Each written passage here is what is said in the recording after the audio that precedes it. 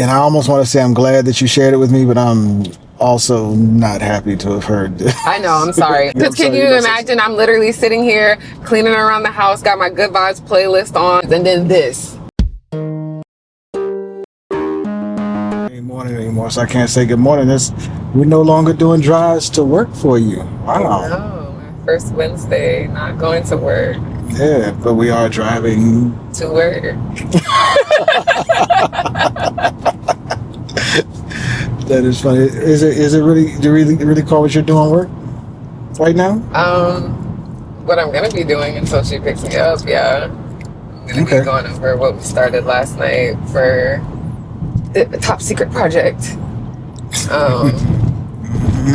And going through, continuing to get the Patreon set up. And then I've got a disturbingly long editing queue. And I consider all that work, like work that I enjoy, but it's work. Yeah. You got plans with photos too? Do you still have photos that you have to get done and posted and figured out? But that's part of the getting Patreon ready first. I like that priority. You got a priority list now, or how you operating off of that? How you figuring out how to operate? You still kind of working that out? Yeah, I'm still working it out. Like I have just a rough written list of like the priorities, and then because of neurospiciness, I had that list and just kind of placed in the bottle with which thing I feel like I can will myself to do. Yeah.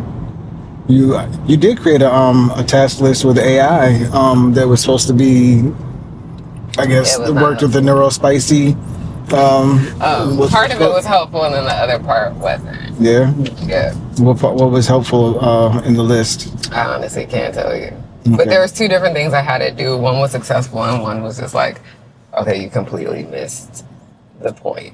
You think having another task list like Notion would help? Where you actually see a list of tasks and you can see things marked completed, and you can choose to reschedule and all this and that? Maybe. And you could do a calendar view and all that stuff. I thought we were doing pretty well when we did implement that for a little while years ago. I keep saying I want to get it started, and I actually started designing it with Claude, but it's been moved to the side for a second too. Yeah.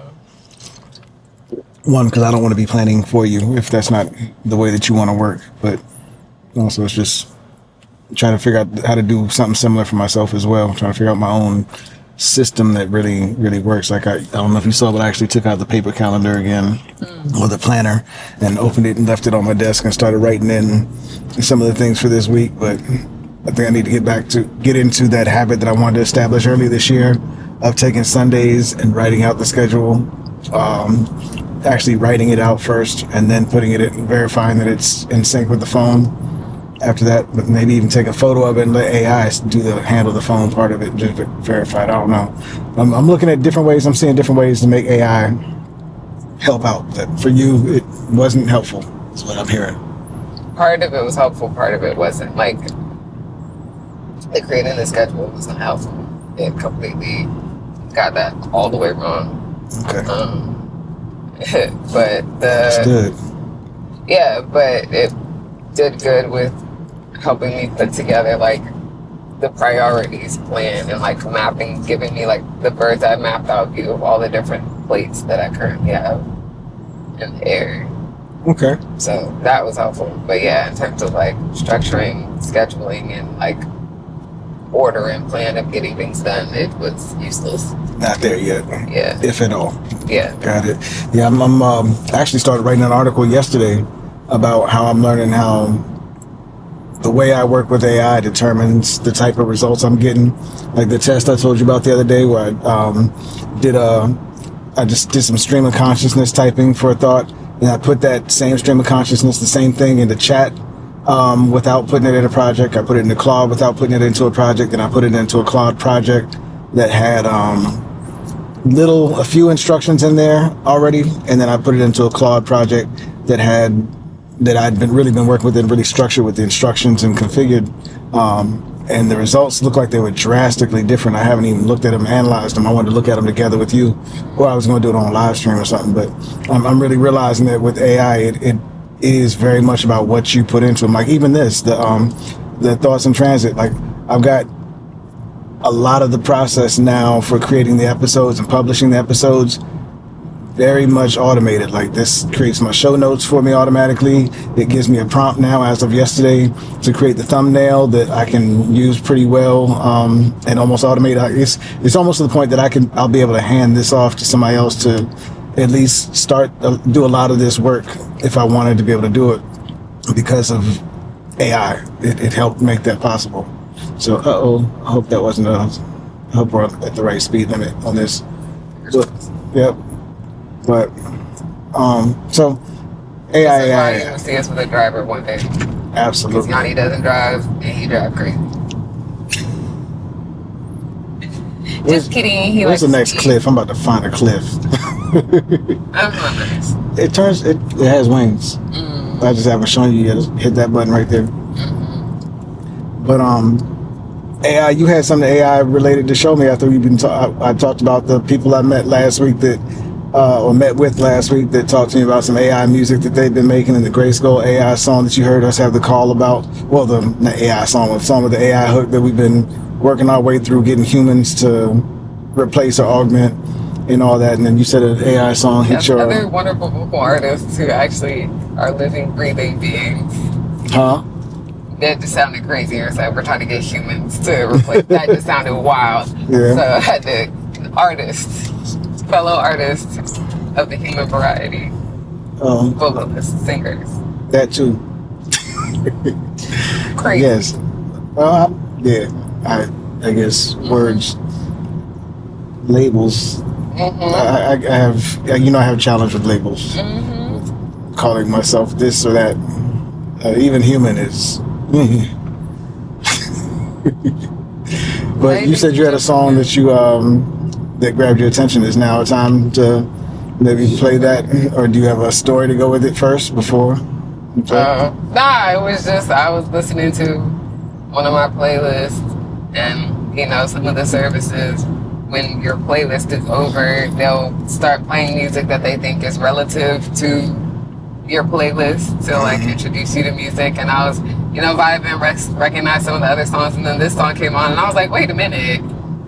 And then something about it just made me feel like, yo, this has gotta be, wait. And then I went and I looked at the cover and I was like, I'm pretty sure this is AI. This is insane.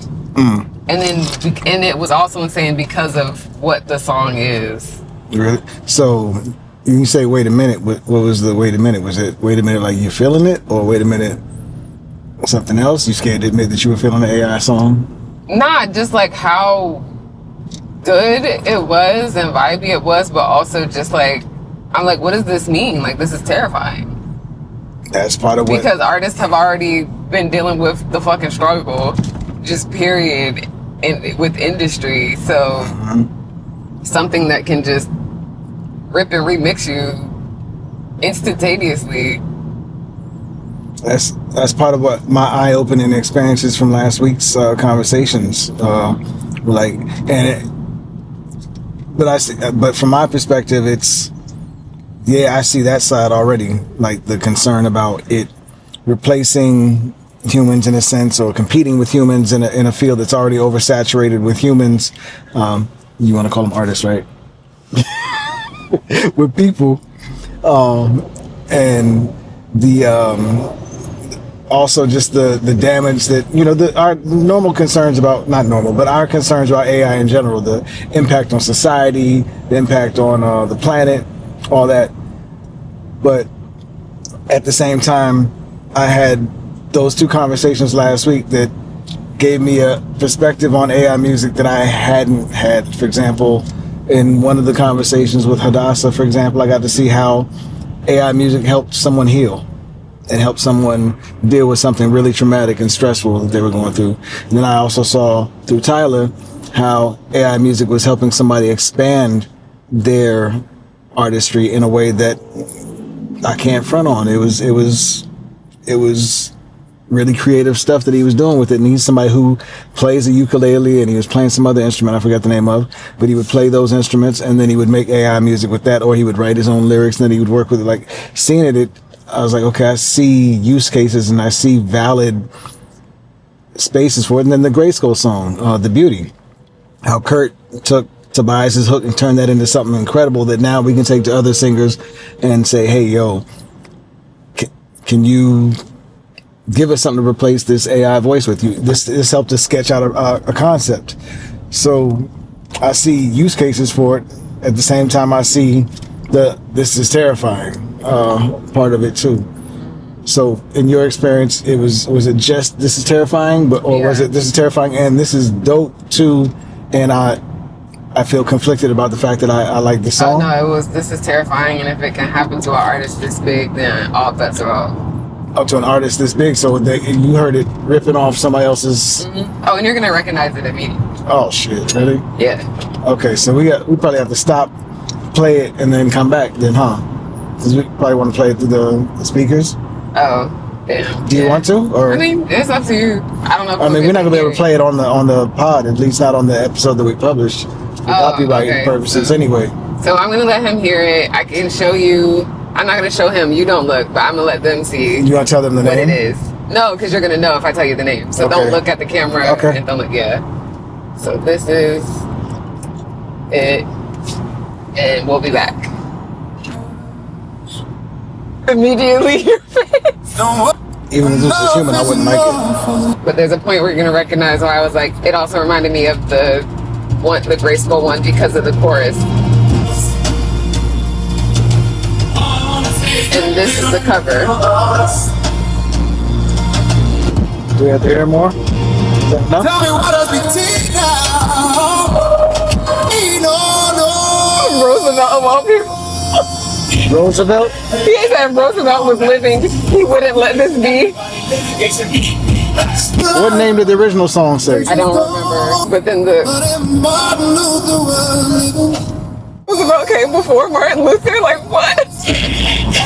Okay, so that was it. That was the last part I wanted you to hear. That was a lot. About if Roosevelt was living, he wouldn't let this be. And then if Martin Luther, like, you just took out the doctor, didn't give King, like, wow. Ugh. And Martin Luther is also a figure in the church, isn't it? Mm-hmm. Like, not Dr. King. Dr. King. No, I don't know. I feel like there's a Martin Luther, like, or something like that. I don't know. Like the Lutheran church, maybe? I don't know. I can't remember. But, yeah. So as I'm listening I can understand why you were disturbed. Yeah, so as I'm listening to my vibes and my feel-good playlist, and it ends, and I'm, other songs are popping up, and then this comes up, and I was like, this is not, they don't care, this is not the version I know. And then I look and I see that cover, and I was like, I think this is fucking AI. This is AI. And then I went to the comments, and I was like, and this is where the biggest problem happens. A whole bunch of folk who appeared to be of the Caucasian variety in the comments like, yes, this is the music that we need to believe in. Yes, brother, say your message and fight for what we stand behind you. This is the music that we need. And I was like, this is crazy. Okay. How are you seeing through the comments whether somebody the little icon? Okay. The YouTube avatar, yeah. And you know what's even worse is with bots. It could be bots, yeah. It could easily be bots, and that makes it even worse. Like somebody can AI really influence, on AI. Yeah, where you can really influence real world opinions, feelings, thoughts, perception, all. Yeah. So now you see why I said I was disturbed. Another ugly side of tech in general, but AI especially. And since YouTube is technically social media as well, streaming service. Ugh. So now you understand my disturbance and why I said it wasn't like, oh, this is good. It was not disturbed. And I almost want to say I'm glad that you shared it with me, but I'm also not happy to have heard this. I know, I'm sorry. No, I'm glad you did. I'm so happy. But can you imagine? Especially with the, what I'm thinking about and what I'm talking through and what I've been, planning, as I told you. But my goodness, man. Because can you imagine? I'm literally sitting here cleaning around the house, got my Good Vibes playlist on. It comes to an end. It's throwing me some other good recommendations. And then this. Yeah, nah. In the mix. And it's also like, you thought that this was in par with the rest of my vibes from this playlist? Yeah. What? you thought this was the thing to suggest to me.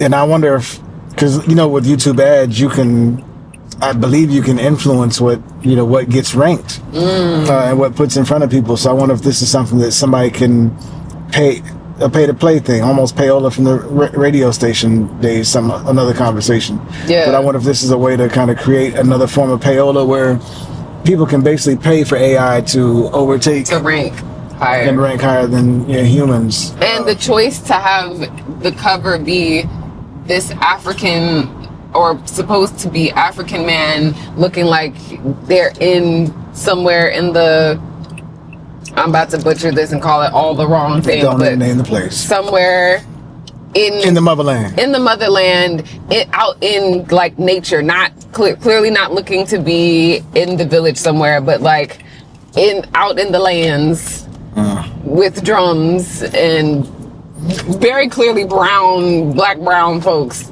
behind him. You know what makes this exponentially worse for me is I believe this is the song.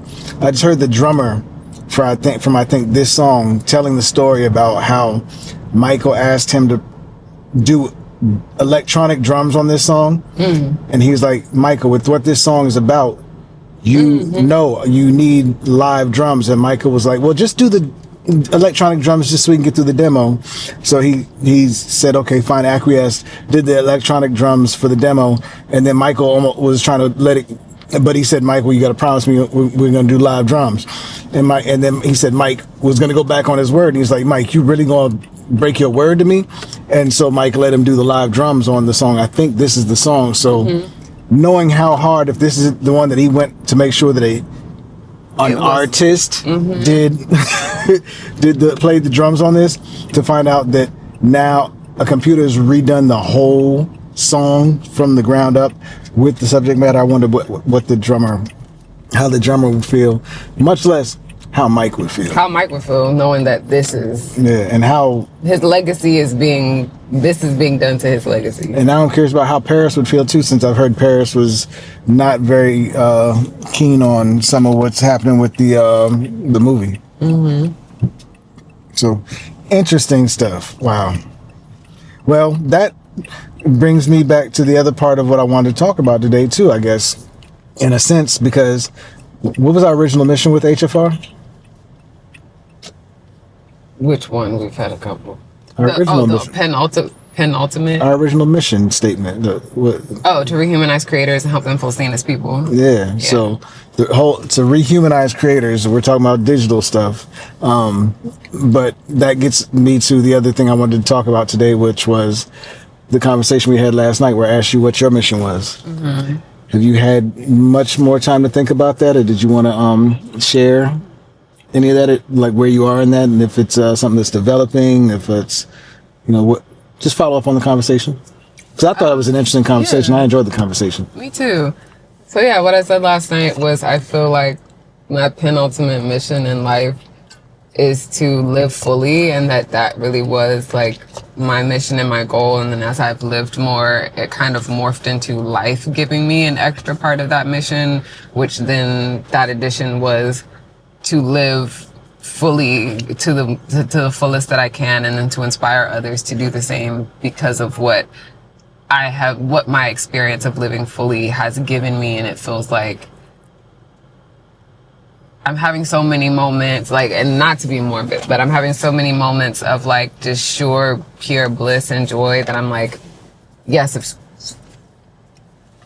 forbid anything happen, if I died, I have done and experienced so much that I could say like, yeah, there's totally more that I could and would want to, but I can be at peace for the most part with. But I did experience some cool shit, connect with some amazing people, do some of the things that at one point I had just said, bucket list, maybe. But taking that change and that pivot, let me multitask. Just turn to download, what you call it on your phone? What's that? CQ, second. Since we're filming. Well, if we have to pause, we can. No, it's cool. It's downloading. But yeah, so truly to live as fully and as richly and authentically as I can, and to inspire others to do the same, because I think the world is a better place when we are all living from this very present and deeply like rooted and experiential place. And I think almost everything that I do and have done, especially in my creative endeavors, has in some way, shape, or form, similar to like you were saying yesterday, that you realized everything you've done has been similarly like linked to your mission. I realized like everything that I've done has been similarly linked to that mission. Like when I perform, when I used to perform dance-wise, initially hearing folks' feedback be like, oh wow, like I felt something, you moved me emotionally, either to joy or to tears or to nostalgia or to memory. Just give me your card. Yeah, I needed to move. Oh, okay. We're going to pause and come back. I'm sorry. Yeah. Because it's about to get hot here. The AC's off. It is about to turn to a sauna. Sorry. What did you say?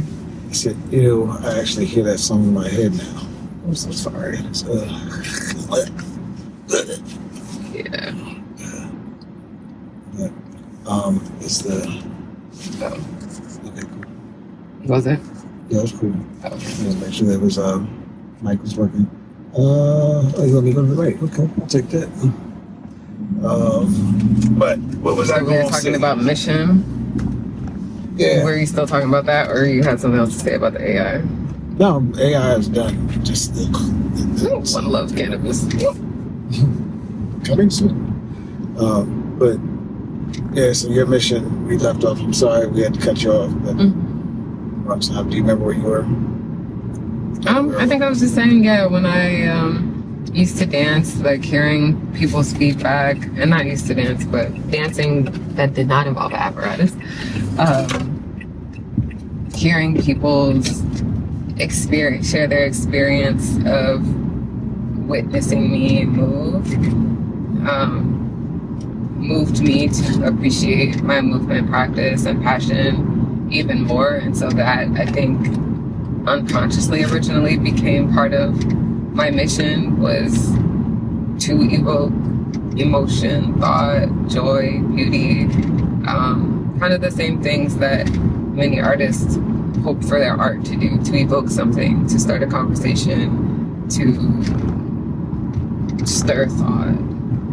And I think still in my, I would like my existence to be a living inspiration, but not for people to be as I am or do as I do, but to be as they are and do as they do to their fullest and most authentic extent, with our philosophy of, do no harm and do your best.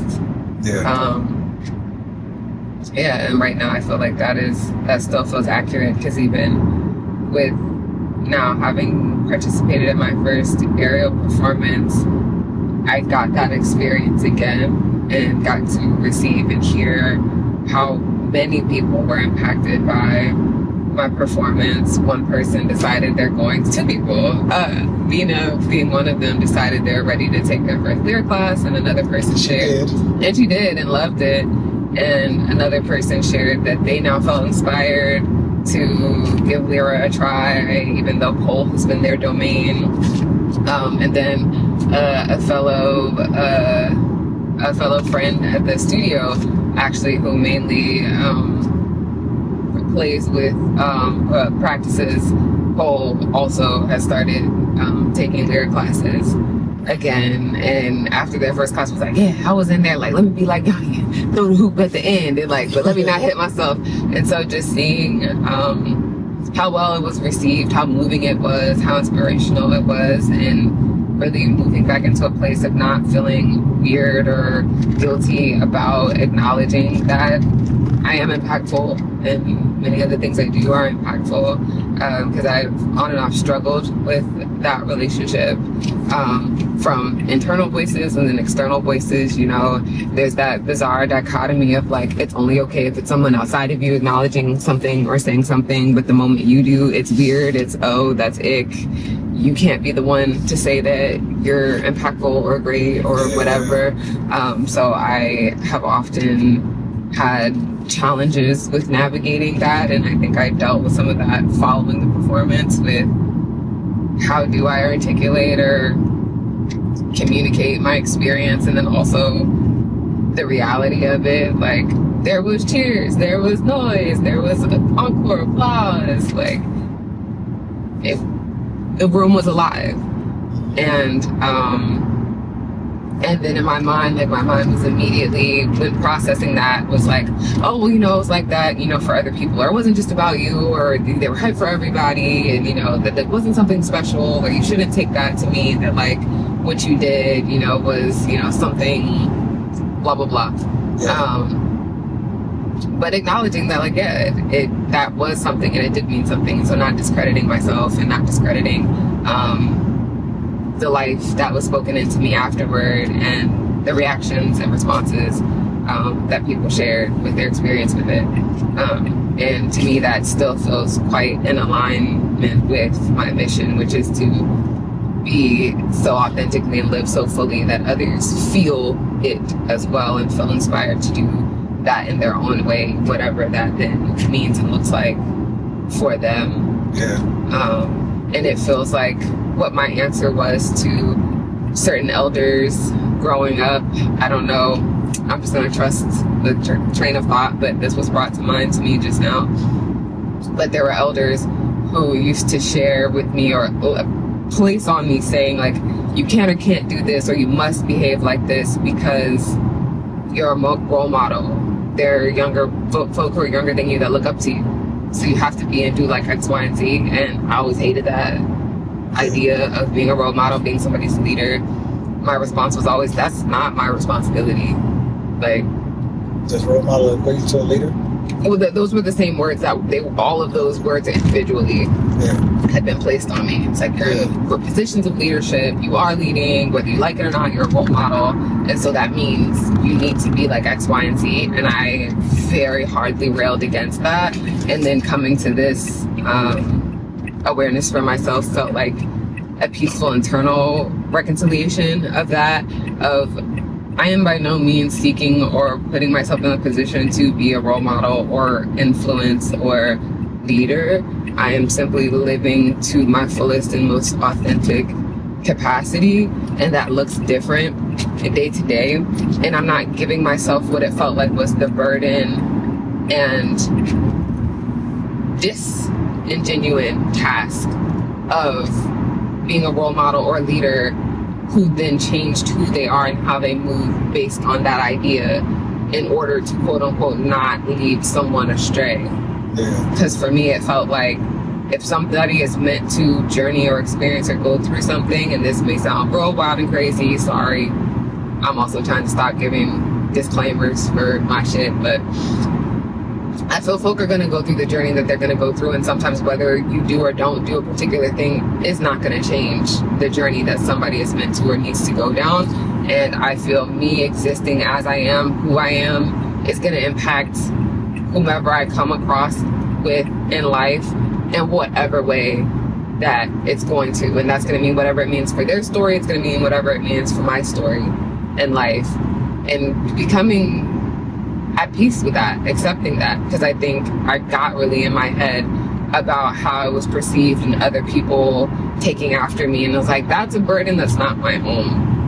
Especially when it came to the fact that I was a youth myself and was being told that there are younger youth that are looking up to me, and so then that somehow then meant that I should be moving and embodying differently, which also just felt wildly unfair. And now that we have all the language around parentified children, whole another conversation, because that was always my rebuttal was, don't these folk have other elders, parents, guardians, whatever?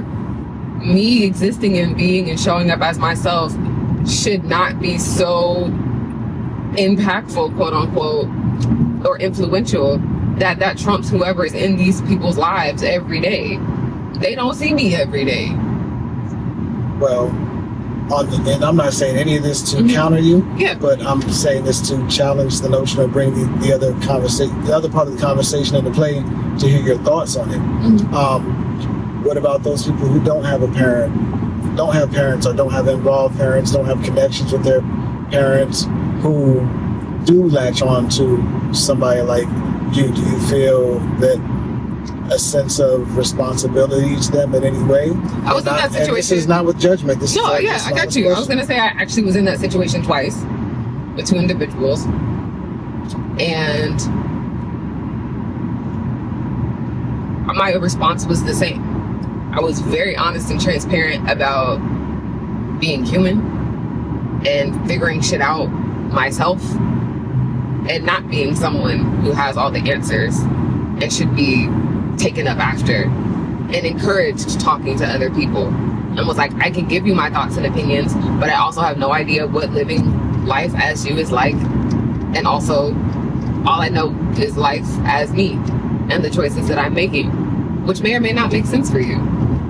So in the same way, for me, whereas I was being told you should say this or you should say that or you should present yourself in this manner, I still disregarded that in these two situations of having that place of having these two individuals in completely separate situations sort of, as the word used was attached, endear themselves to me.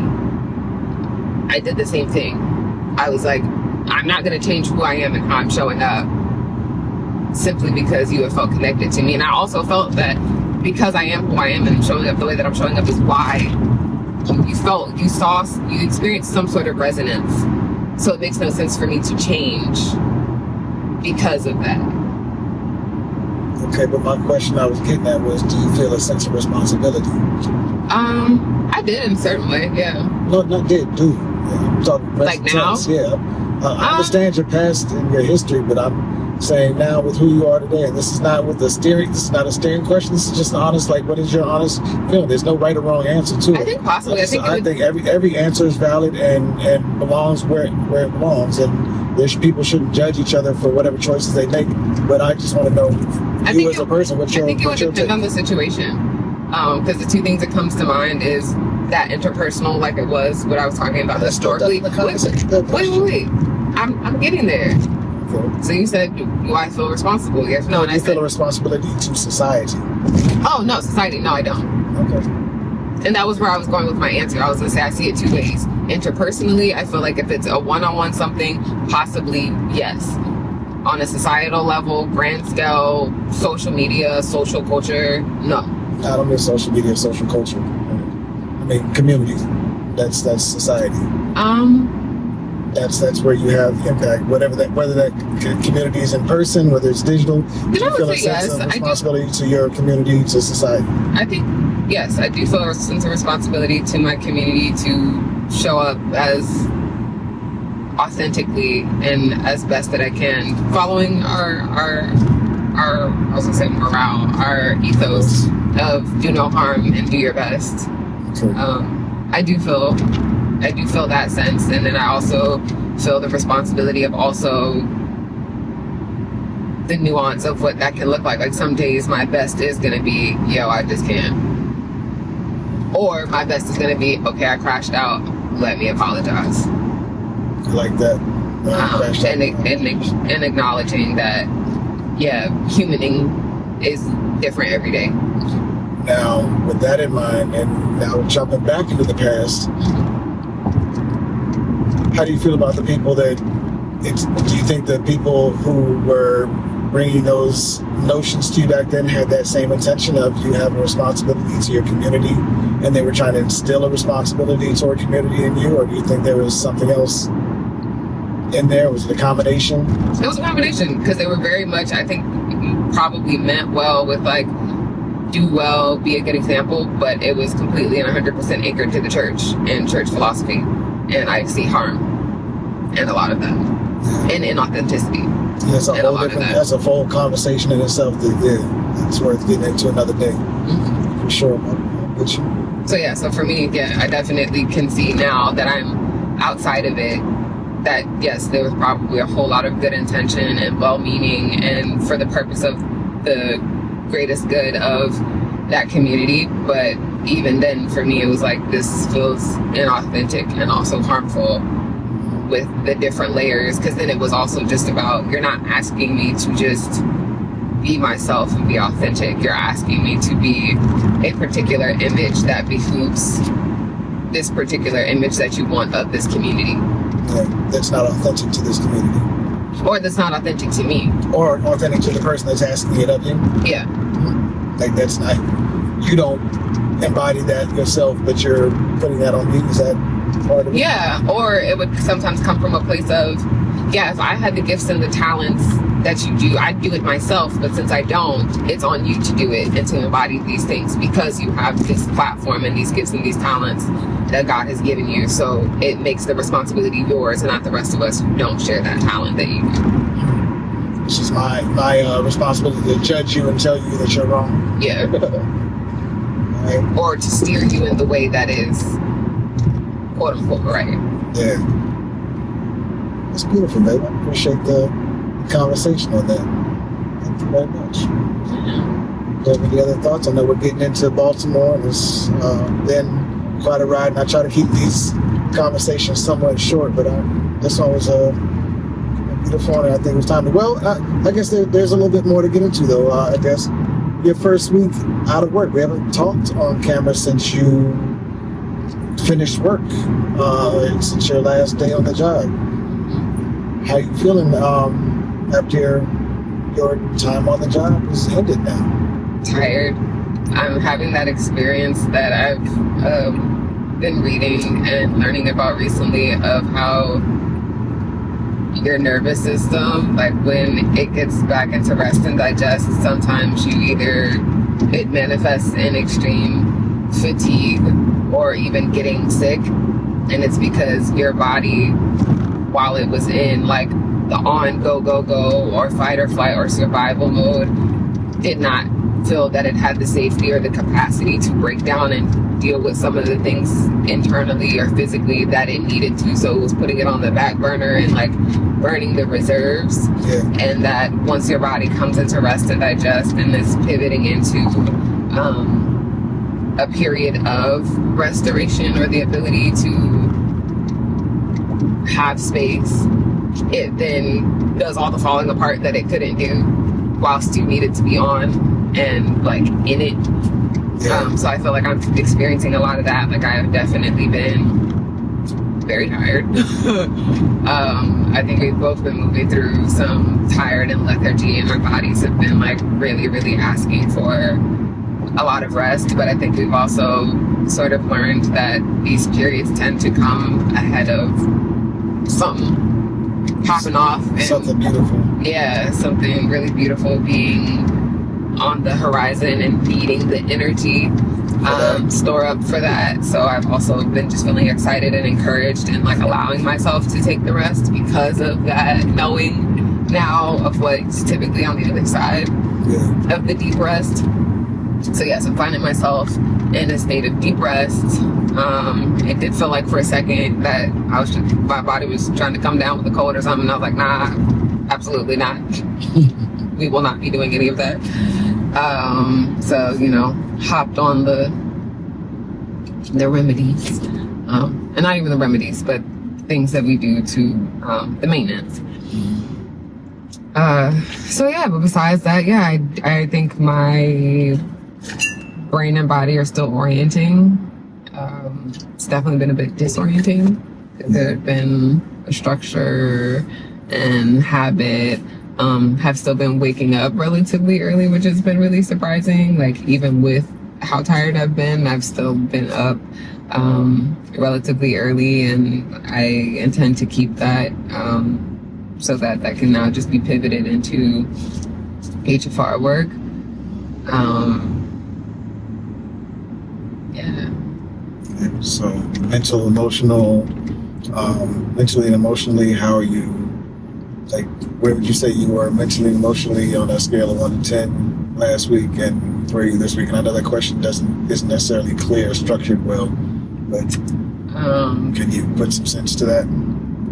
I think mentally and emotionally last week I was probably at like a 6, 7. Now if you talk about like the week before that, or like 2 weeks ago, yeah, it was probably like a 4 or 5. Like I was having panic and anxiety attacks left and right. Yeah. Like all of it was happening. Yeah.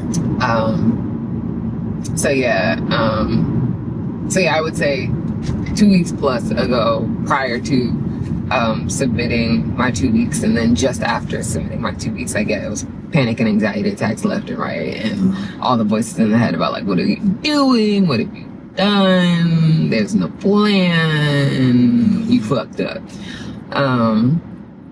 But I think as my nervous system is recalibrating, it's like, okay, no, this is what you needed to do. This is what was next in the flow and the plans. You are safe. Everything is working out as it needs to. Everything is taken care of. Just keep one foot in front of the other. Keep breathing and, doing your practices, which I am. And I think that's changing the whole experience as well too. So I would say now I'm probably at a solid 8, 9, definitely not a 10 yet, but I'm rarely at a 10, which I am having the intention to actually reach 10 space. Like that is a life goal.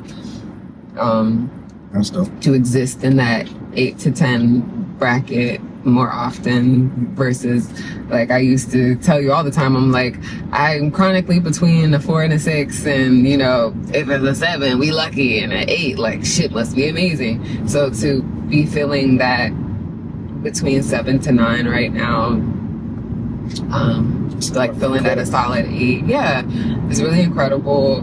I know a lot of that has come from really learning to trust myself, and just the trust and synchronicity and symbiosis we have been experiencing together, like individually and then as a unit, and the way that that's also been fortifying me through this change, I think cannot be understated, and my gratitude cannot be understated. Like I truly appreciate you for how you have truly been an anchor and a solid foundation and support and encouragement as I've gone through this change. Like you were very supportive of the change, and you were very adamant about this has to be your decision and I'm going to support you regardless, but also did a great job mirroring and holding space for the validity of my experience without attempting to sway.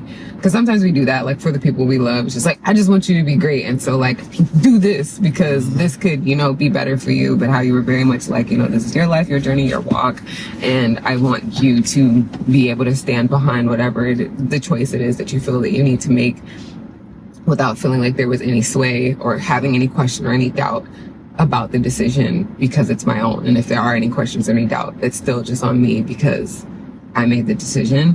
And I think that was incredibly encouraging and liberating, and I'm very grateful for that, especially as I've been working towards once more being very decisive and not feeling like I need affirmation or confirmation from external sources to be able to move and do the things that I feel called to do. And that has been incredibly nourishing, nurturing. And I feel like another one of those ways where we've kind of talked about before, where there's certain things in life where we feel like we've been reparenting each other through and re-nurturing each other through. I think that's one way where you've definitely been helping to guide me through reparenting myself through that. And I'm very grateful, very, very grateful for that, because it has been wildly uncomfortable. But to know that I can like come and talk to you, and like even when it feels frustrating or heavy and you're like, hey, all right, like I don't know if I want to keep having this conversation because it's pissing me off, but that the fact that you've been open to like, okay, but we can, this situation, and how you would then be like, okay, like we take 5, let's change the subject, do something else for a moment, and if you need to talk about it more later, like let's talk about it later. But like I think that was very, very helpful for helping me sort through how to personally regulate, but also not devolve into a place of like, oh, I'm impacting my person and like he's suffering now because I'm suffering. And I really appreciated that you made it very clear, like it's not you, it's the situation. And that your whole thing was just, I want you to be good and I want you to be better, and whatever the resolve of this situation looks like, my only ask is that you be good and be thriving and able to be as I want to be. And that was like, invaluable. Like, cannot put word or like human language to how helpful that was. And at times frustrating, because sometimes I definitely did feel like, yo, I do just want you to just be like, yo, just do this. This is the answer. This is the way. But I definitely appreciate you holding me to that and holding that space for me to arrive on my own. And I'm definitely very grateful for that opportunity. And to have just been able to see what you living and being and doing that yourself has also looked like, and how that was able to be my inspiration. So kind of how I was saying, going back to the mission thing, that living and being my most authentic and fullest self, seeing you do the same with the projects that you've been honchoing with GRYSKLL and with your mother and with James, like how you embodying that has opened doors and has altered your life in that way. And so reminding myself that in the same way, when I do those things, the same thing happens for me. And so I felt like you've been an incredible mirror and reflection of that for me during a time where I felt like I was being presented with like, you got to go through this lesson again. You got to leap back through this, or we breaking this cycle. Like there's no spoon. Like, are we here? You said there's no spoon. The Matrix reference. When the boy was bending. So that is where I feel like I have landed back, and it's just a daily reminder to rest into that, be into that, and trust the process, the experience.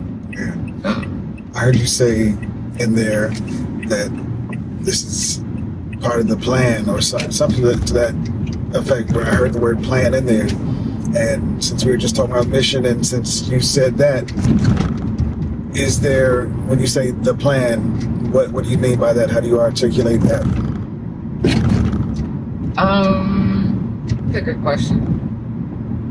I think that's, for me, loosely like, because we've set the intention and know like a lot of our big picture goals and desires. When I say part of the plan, I think I mean just part of the journey, part of the road to that experience, and to us being able to build, create, establish, experience those things. Like, there was something in all of the things I've experienced over the last 6+ months that it's going to feed our big picture. What we've been aiming to do in the long run. Yeah, one of the things we've been aiming to do, because we got a bunch of things. But I see. Okay, cool. I like that. And accepting that I may not be able to see like exactly what that is in this moment, or how all the little nuggets and nuance will play in the bigger picture, but that they are a part. Keep stepping the ground appears. Yeah. And so it definitely, before the ground appears. Yeah, and so it definitely has felt like a use the force Luke moment of just lean in on the force, trust the process, trust, and we're doing our parts of this like cosmic tango, this cosmic collaboration of asking more questions, doing more things, doing the toddler thing of just like turning over other random rocks and being like, what's under here? Is this gonna plug and play? Or, okay, no, let's put that one back. And just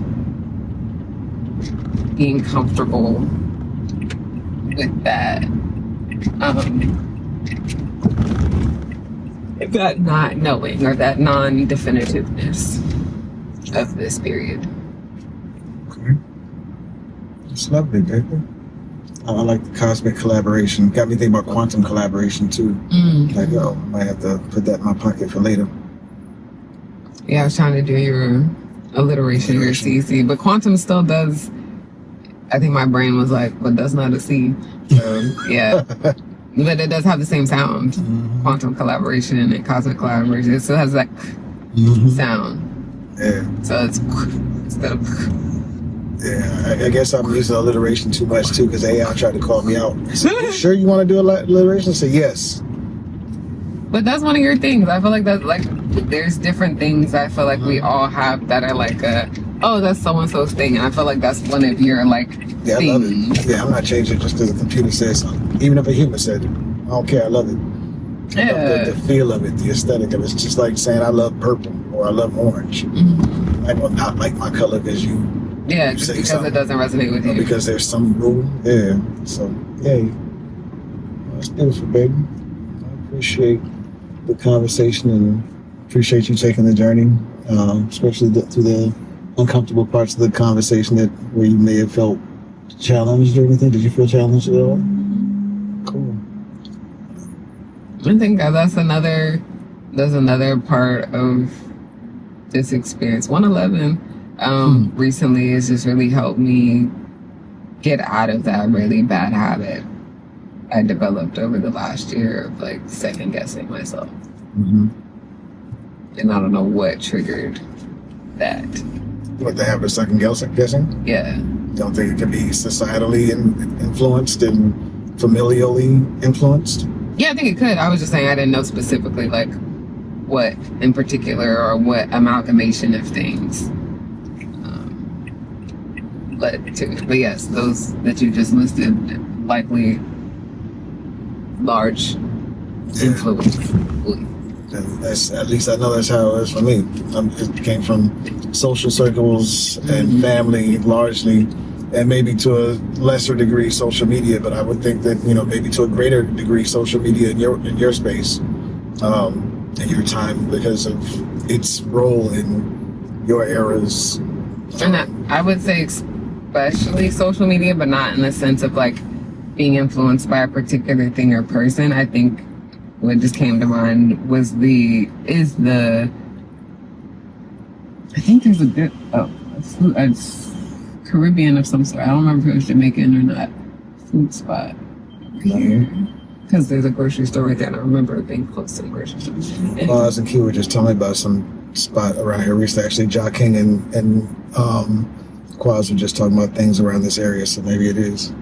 Yeah, it's really good. I don't know whether they have few vegan places there to get now. authentic. I think that was part of the conversation too. Yeah. I think it might be the same spot, but yeah, I remember it being really good. Maybe we'll find out this evening. So yeah, I think for me it was really. Oh, and I love those balconies that you could get out from the window and sit on. The prospect of cancellation. And the fear of just not being able to move through the world the way that I desire because of something I said or did that was not received well, perceived as offense, taken as offense, or actually offense, all of the above. But just having to reckon with like that's no way to live.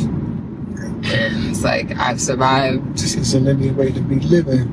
Yeah, and it's like I have survived and lived through so many other things at this point that it's just like, yeah, there is no point in letting that dictate how I do or don't show up. And you just gave me flashbacks to two different verses.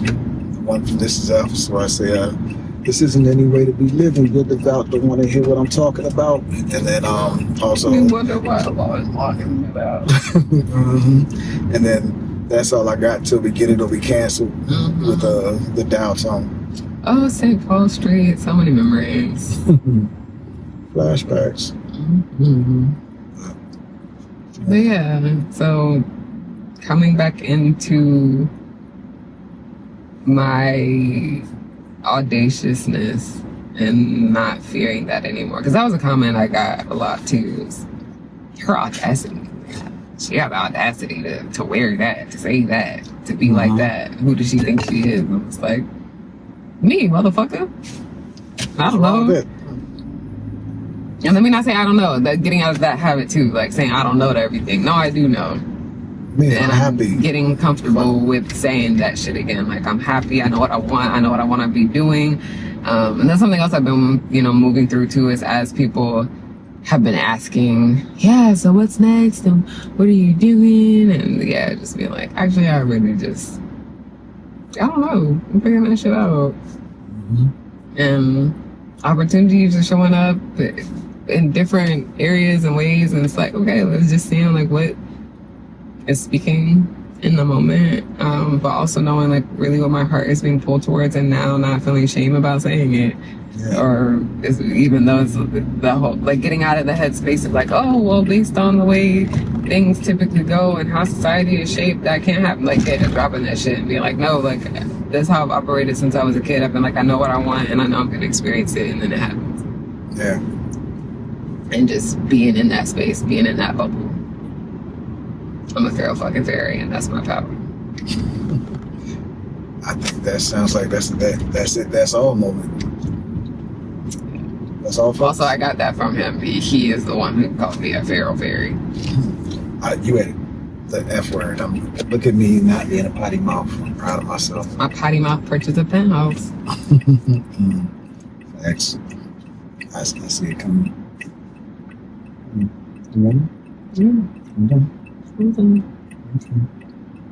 Peace, party people. Bye.